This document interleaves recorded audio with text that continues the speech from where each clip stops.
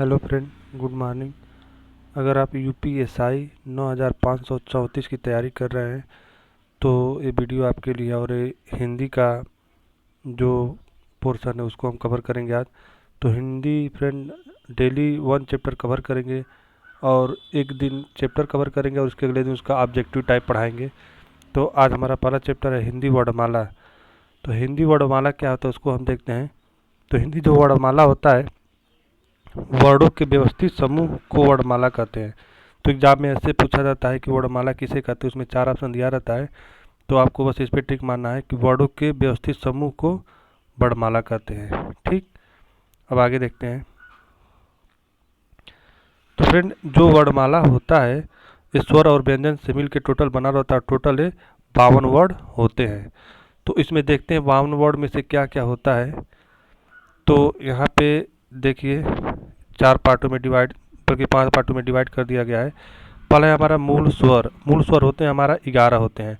और ये कौन कौन से होते हैं इसको हम बता देते हैं। ओ, आ, ई, उ, री, ए, आए, ओ, औ, इतना होता है। यानी अंग और अ को छोड़कर जितने होते हैं सभी हमारे मूल स्वर होते हैं और ये 11 होते हैं। ठीक, बात करें मूल व्यंजन की, तो मूल व्यंजन जो होते हैं हमारे टोटल 33 होते हैं।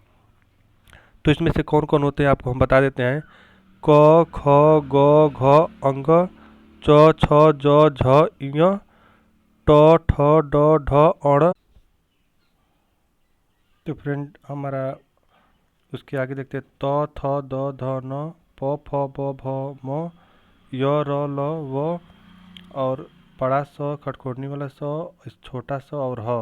ये टोटल हमारे 33 हो गए, हमारे मूल स्वर हो गए। ठीक, अगर हम बात करें उत्क्षिप्त व्यंजन की, उत्क्षिप्त व्यंजन हमारे टोटल 2 होते हैं। और ये कौन कौन से होते हैं आपको हम बताते हैं। अंग और ढ। अंग और ढ हमारे क्या होते हैं, उत्क्षिप्त व्यंजन होते हैं। और संयुक्ताक्षर व्यंजन 4 होते हैं हमारे टोटल। संयुक्ताक्षर व्यंजन कौन कौन से होते हैं आपको बताते हैं। छ, छतरी वाला छ, त्र, ज्ञ, अस्र। ये टोटल 4 हमारे संयुक्ताक्षर व्यंजन हो गए एक तरह से आपके। और लास्ट में एक है अयोगवाह। तो जो ये बिंदी होता है और ये दोनों होते हैं, यानी जो कहा जाए इसको हिंदी की भाषा में एक अनुस्वार होता है, इसको अनुस्वार बोलते हैं। और इसको हम क्या बोलते हैं, विसर्ग बोलते हैं। इन दोनों को हम क्या कहते हैं, अयोगवाह कहते हैं। ठीक है फ्रेंड, तो अयोगवाह यही 2 होते हैं हमारे। और नेक्स्ट चलते हैं आगे।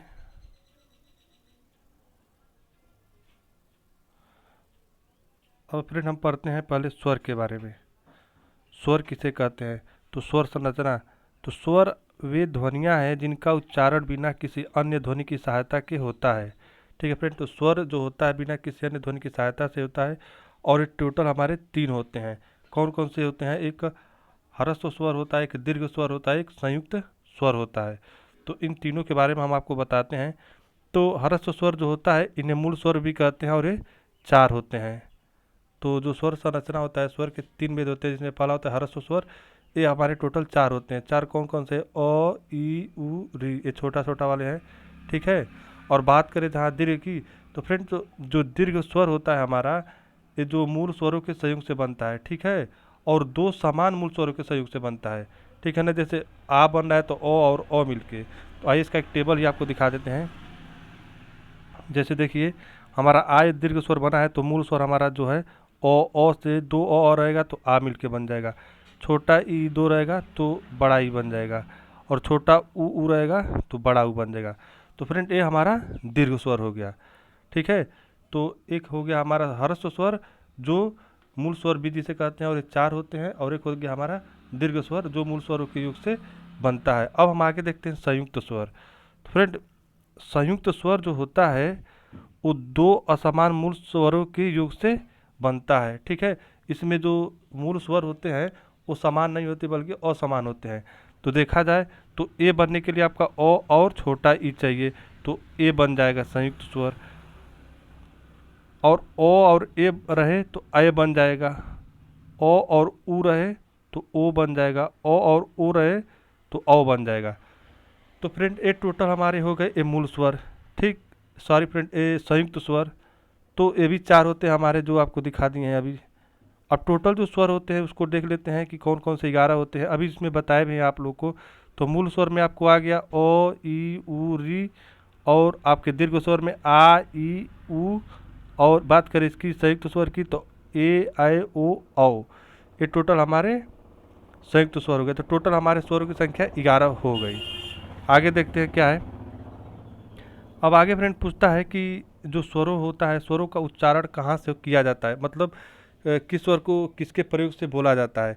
तो ओ और आ इसको हम कंठ से बोलते हैं, ठीक है, कंठ के प्रयोग से बोलते हैं। और छोटा ई बड़ा ई इसको हम तालव्य से बोलते हैं, यानी तालु के प्रयोग से बोलते हैं। री री हम मूर्धन्य से बोलते हैं, ठीक। छोटा ऊ और बड़ा ऊ यानी ओष्ठ से बोलते हैं, ओठ से। ए और ऐ को कंठ तालव्य से बोलते हैं। ओ और औ को कष्टोष्ठ से बोला जाता है फ्रेंड। अब आइए नेक्स्ट देखते हैं क्या है। नेक्स्ट फ्रेंड हमारा व्यंजन संरचना है। अब स्वर हमारा कंप्लीट हो गया, अब व्यंजन पे आते हैं। तो व्यंजन के बारे में हम देखते हैं। तो व्यंजन वे ध्वनियाँ हैं जिनका उच्चारण स्वरों की सहायता के बिना नहीं हो सकता है। यानी व्यंजन को जब बोलना रहेगा तो उसमें हमेशा स्वर की सहायता होगी, बिना उसकी सहायता से हम बोल नहीं पाते हैं, ठीक है। तो इनका भी जो विवरण है निम्नवत है, देख लेते हैं कितने प्रकार के होते हैं। तो इसमें जो पहला जो होता है वर्गीय स्पर्श व्यंजन, ठीक।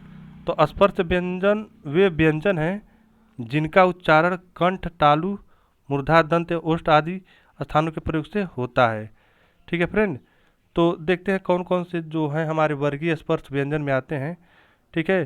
तो यहाँ पे देखिए पहला है कंठ, यानी ये भी एग्जाम में पूछता है, जैसे दे देगा घ, ख किससे बोला जाता है, तो आपको ठीक माना रहेगा कंठ पे बोला जाता है, ठीक। तो ऐसे पेपर में जो क्वेश्चन हो वो आएगा।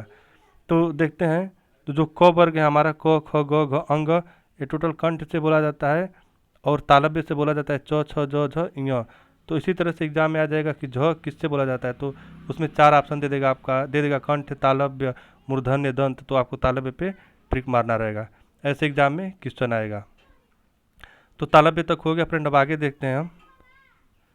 आगे हमारा है ट ठ ड ढ, यहाँ पे अंगद या शायद अड़ा होना चाहिए। ये फ्रेंड ये हमारी घटना चक्र की किताब है, आप लोग एक बार इसको क्रॉस चेक कर लीजिएगा, ठीक है। घटना चक्र से हम पढ़ा रहे हैं इसको।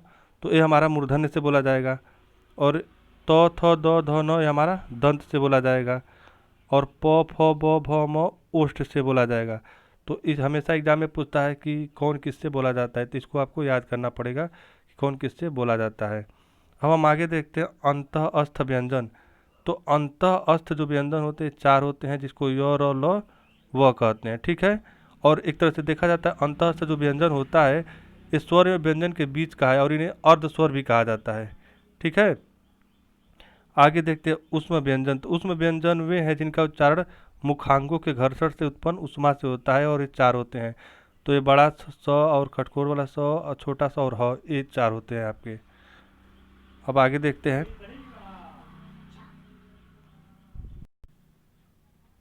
तो फ्रेंड आगे देखते हैं हम उत्क्षिप्त व्यंजन। तो उत्क्षिप्त व्यंजन 2 होते हैं, हमारा अंग होता है और ये ढ, 2 हमारे उत्क्षिप्त व्यंजन होता है। एग्जाम में ऐसे पूछ देता है कि उत्क्षिप्त व्यंजन कौन कौन से होते हैं, तो आपको बताना रहता है। अब आइए हम आगे पढ़ते हैं अल्प प्राण और महाप्राण। तो फ्रेंड अल्प प्राण और महाप्राण क्या होता है, इसको थोड़ा सा पहले क्वेश्चन बता देते हैं कैसे आता है, फिर आपको हम इसके बारे में बताएंगे। तो जैसे एग्जाम में पूछ देगा कि हमारा जो होता है अल्प प्राण है कि महाप्राण है, तो जैसे हमारा ये अल्प प्राण है जो, अब ऐसे ही पूछ देगा कि झ अल्प प्राण है कि महाप्राण है, तो ये महाप्राण होता है। तो ये कैसे होगा इसको हम आपको बताते हैं। तो सबसे पहले इसके बारे में पढ़ लेते हैं। प्राण अर्थात वायु की प्रयुक्ति के आधार पर व्यंजनों को अल्प प्राण या महाप्राण व्यंजनों के रूप में बांटा गया है, ठीक है। अब इसके बारे में देखा जाए कि कैसे कैसे होते हैं सब। तो फ्रेंड अल्प प्राण और महाप्राण को समझने के लिए हम पहले लिख देते हैं क ख ग ख और लास्ट में बच्चा अंग। एक टोटल हमारे 5 है।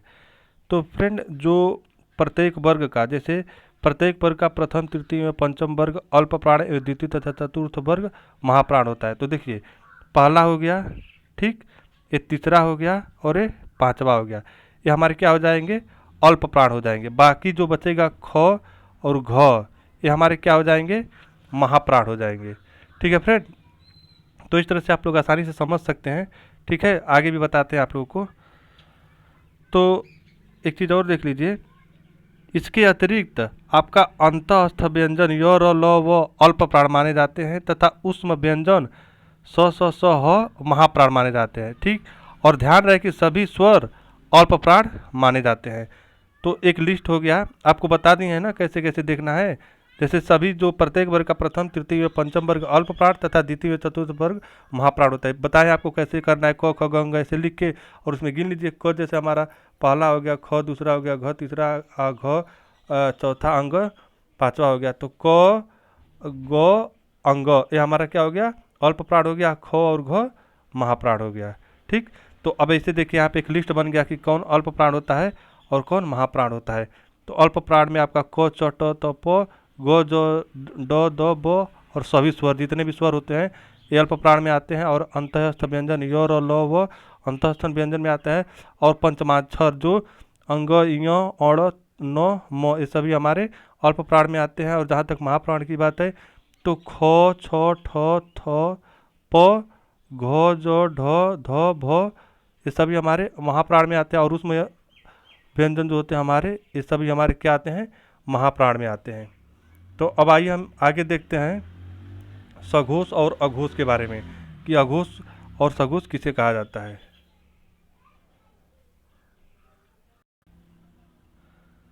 तो फ्रेंड अभी हम आपको बताए हैं अल्प प्राण और महाप्राण के बारे में।